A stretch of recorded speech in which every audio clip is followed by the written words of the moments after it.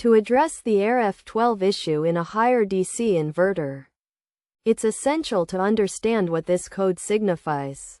The Error F12 code indicates a malfunctioned EEPROM in the Haier DC inverter air conditioner. This issue is typically identified by the outdoor unit LED blinking one flash at a time. The most common cause of this code is a full TEPROM on the PCB. To resolve this problem, replacing the PCB is often the best solution.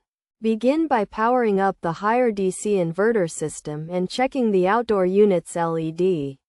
If it's blinking one flash at a time, replacement of the outdoor unit's main board is necessary. This can be achieved by removing the top and front panels, which involves undoing the screws that hold them in place and lifting them off.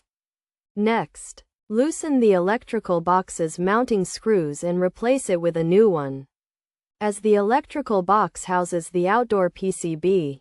After replacing the electrical box, reassemble the unit before reconnecting it to the inverter system, thereby completing the repair.